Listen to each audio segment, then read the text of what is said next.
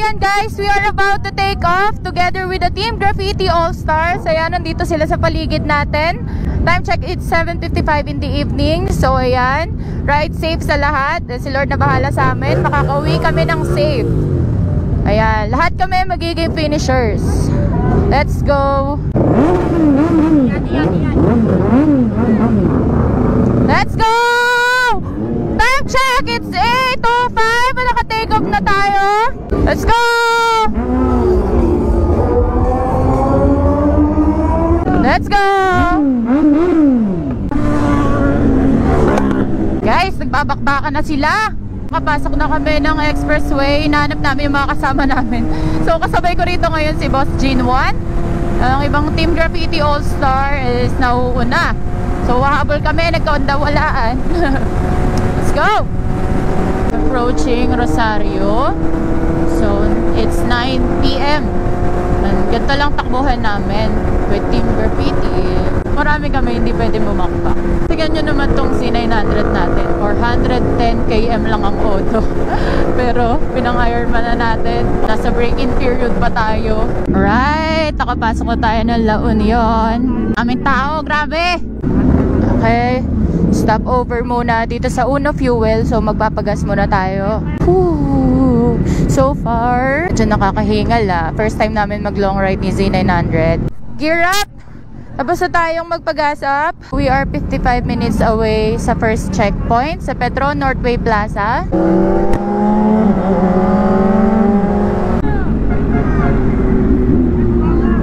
So eto, wala na tayo sa expressway guys. May mga part na malubak. So ito medyo smooth na. May bangkingan na tayo. Pumasok na tayo ng mga bangkingan.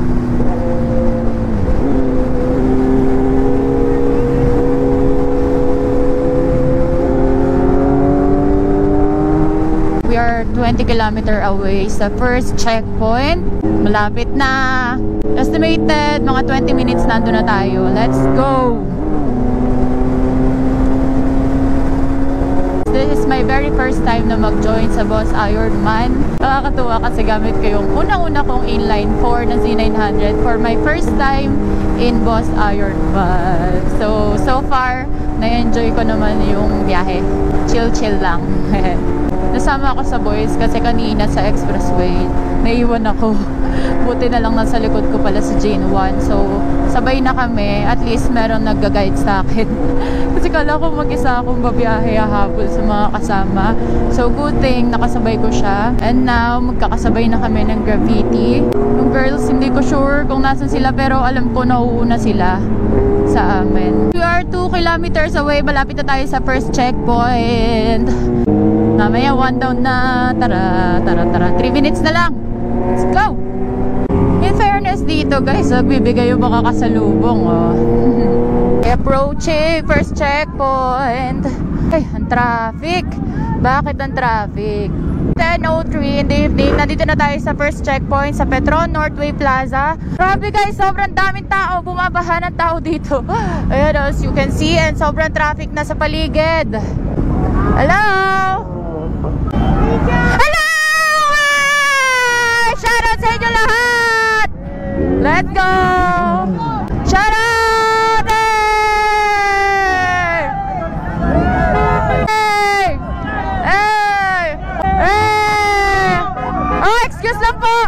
Excuse lang po! Yun, thank you! Woo! Hello guys! Shoutout sa inyo lahat! Grabe! Dami palang ninja supporters dito! Grabe! Okay guys, tapos na tayo sa first checkpoint. Let's go. Thank you everyone. Bye-bye.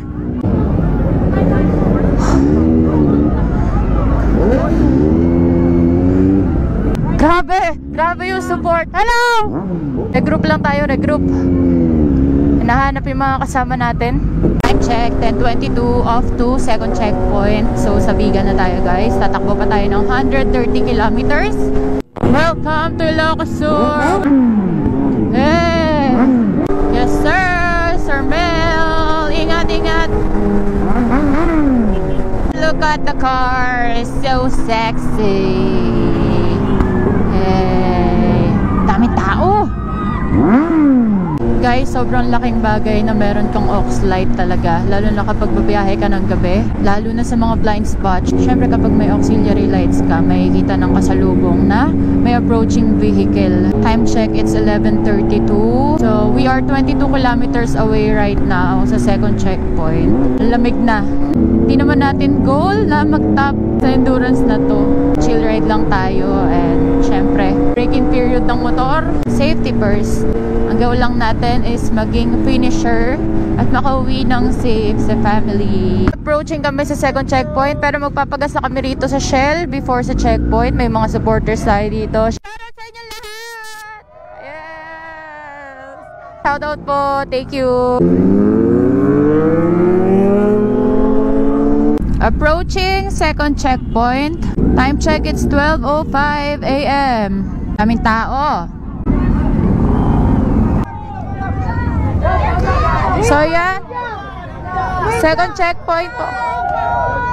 Hi, good evening po. Good evening. Sure. Thank you. Thank you. Thank you. Tapos na tayo sa second checkpoint.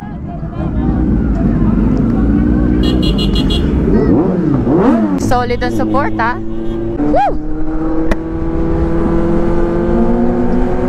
Biglang tumataas sa energy ko kapag nakikita mo yung supporta ng tao eh. The next checkpoint would be 222 kilometers away from second checkpoint.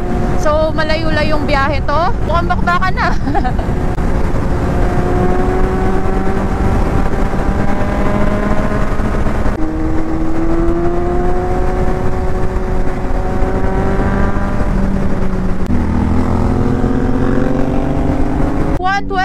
a.m. Ilocos Norte! Yeah! Woo! Woo! Buhay pa ba kayo? 1:37 a.m. mahangin na rito sa Ilocos. Kaya na yung ambon. Sabi nila maulan daw sa Pagudpud. Ingat tayo, chill ride lang. Lamig! Ay! Guys, natatakot na ako. Ang lakas ng angin. Ang lamig. Matatapos ko ba to? Oh my God. Ayan na. Diba, sanang maulan, pero wag na sana malakas hangin. Imagine, ang bigat ng motor ko, inline 4, nililipat ako. Tinatangay ako, guys. Kaya hinay-hinay lang tayo. Ano? Lakas ng hangin. Shit! Shit! Mukhang magagamit na natin yung rain mode na itong Z900 mamaya sa Pagudpud. Lalay lang kami ngayon, no? Ang lakas ng hangin, sobra. Lamig pa. Maambon na. Guys, alam nyo ba, walang visor tong Z900 as you can see. And mukhang nahanapan ko ng another purpose yung tank bag. So naka-lean forward ako, nagtatago ako sa tank bag. Sa punong dibdib ko lahat yung hangin, kaya tago tayo dito sa tank bag. Ayan na yung ulan! Lumalakas na yung ambon! Oh my gosh! Ang lamig, lol. Naka-rain mode na tayo dahil umuulan na. Yan o, ang hangin. Shit, lakas ng hangin. Nagmamoist na rin yung visor ng helmet ko. Grabe oh, ang fog pa. Ewan ko kung nakikita nyo pa guys kasi basa na yung GoPro eh. Lakas ng ulan.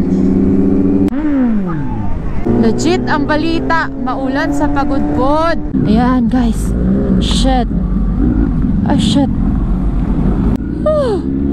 Magpas tayo guys. Sobrang delikado nun. Mabato, mabuhangin. Shit. Uy. Shit.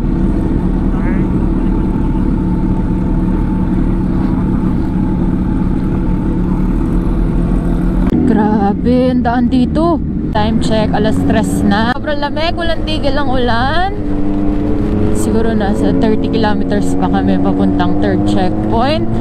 Super nilalamig na ako.